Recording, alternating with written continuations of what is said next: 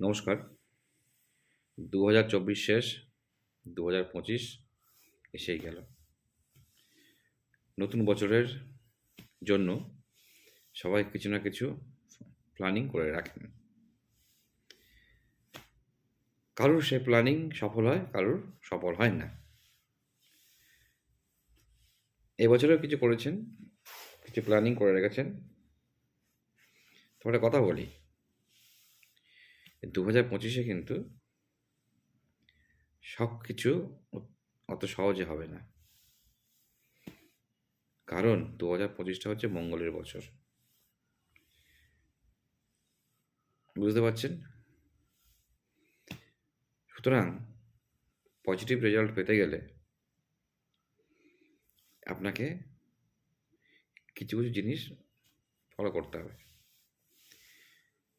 ১ number হচ্ছে আপনাকে honest থাকতে হবে। 100% যদি আপনি অনেস্ট না থাকেন, ক্ষতি নেই। একটু কম হলে ক্ষতি নেই। কিন্তু অনেস্ট থাকতে হবে।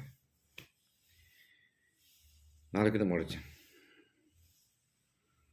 কারোর মনে আঘাত দিয়ে কোনো কথা বলা যাবে না। তাহলে কিন্তু মরেছেন। আপনার মুখের ভাষা ঠিক করতে হবে। তা নাহলে কিন্তু রাহু মঙ্গলের একদম কোপে পড়বেন। ভয়ঙ্কর সমস্যা। এর ফলে কী হবে বলুন তো? টাকা জলের মতন আসবে, স্রোতের মতো বেরিয়ে যাবে। গৃহে অশান্তি সবসময় লেগেই থাকবে। মোটামুটি আপনি জালে জড়িয়ে যাবেন। সুতরাং ২০২৫টা কিন্তু আপনাকে অতি অবশ্যই করে ভালো থাকার চেষ্টা করতে হবে এবং সর্বান্তঃকরণে ঈশ্বরকে ডাকতে হবে। এর কোনো দ্বিতীয় কোনো পথ নেই। আর কী করতে হবে? বাস্তুটাকে ঠিক করতে হবে। ২০২৫-এ আপনি যত বেশি সমস্যায় ভুগবেন, মনে করবেন আপনার বাস্তুর সমস্যা। বাস্তুটাকে ঠিক করতে হবে। না ঠিক করলে কিন্তু ঘোরতর ভোগান্তি আছে। সুতরাং বাস্তুটাকে ঠিক করার চেষ্টা করুন। সৎ থাকার চেষ্টা করুন। কারো মনে দুঃখ দেবেন না। কাউকে ছোট বড় কথা বলবেন না। স্বাভাবিক মানে সাধারণ মানুষ হয়তো বুঝতে পারে না। দুম করে কাউকে বলে দিল। কিছু বলব কটু কথা বলল।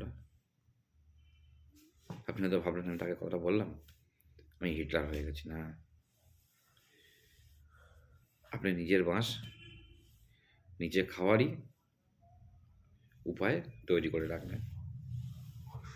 সুতরাং ২০২৫-এ সাবধানে ভেবেচিন্তে পা ফেলুন। চেষ্টা করুন শান্ত থাকার। তা নাহলে কিন্তু রাহু মঙ্গলের কবলে পড়লে একদম মোটামুটি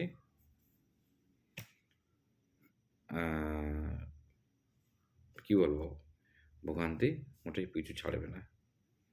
সাবধান থাকবেন, কাজে লাগবে।